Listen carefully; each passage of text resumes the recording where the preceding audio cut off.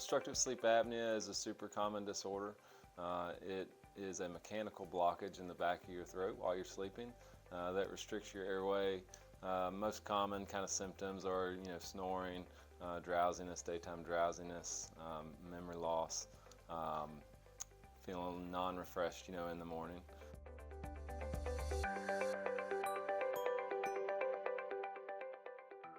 The typical treatment for sleep apnea is a CPAP machine, continuous positive pressure.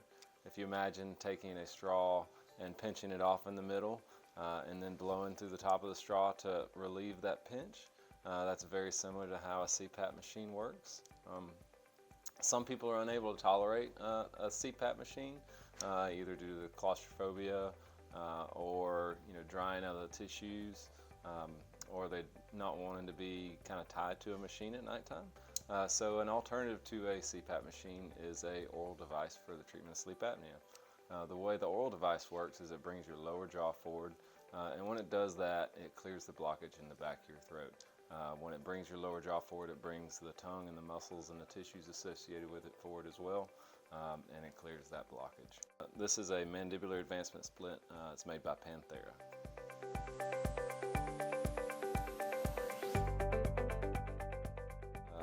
This is a sample of one of the sleep apnea devices that I make here at Asheville Dental.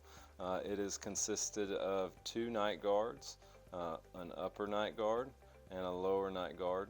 And then this night guard these 2 night guards are joined by this arm right here. So one of the characteristics of a mandibular advancement splint, which is technically what this is called, is it must be titratable, and titratable just means that it must be adjusted, to the patient. And so the way we adjust this, and what we're adjusting is we're adjusting how far out the lower jaw goes or how far back the lower jaw goes. And so the way we adjust that is we adjust the lengths of these arms. And what we're looking for is a very subjective stopping point. We're looking for, resolvement of symptoms, not snoring, sleeping better. And then at that point, what we recommend is getting a sleep study done with the device in to confirm that the device is doing what it's supposed to be doing.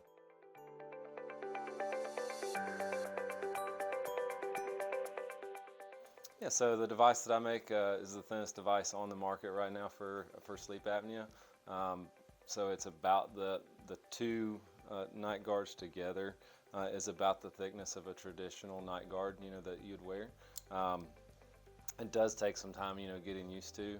I always tell patients, that for the first 2 weeks it's just going to feel like a foreign object in your mouth. But once you kind of get the habit and you're also sleeping better, it just kind of becomes second nature while sleeping.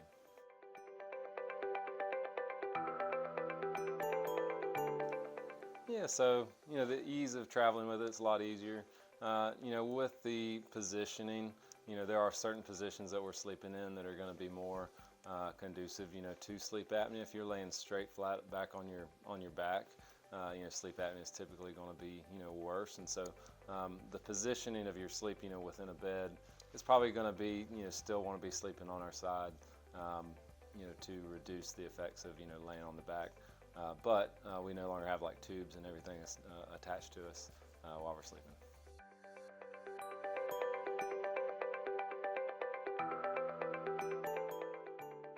So the most common things that we see for untreated sleep apnea is hypertension, and this is hypertension like high blood pressure that may not be well controlled with medications. Type 2 diabetes. Some more severe cases, we're talking about, heart failure, stroke, cardiac arrest. And so the problems associated with sleep apnea are serious, but if we're able to treat them, those risks are minimized.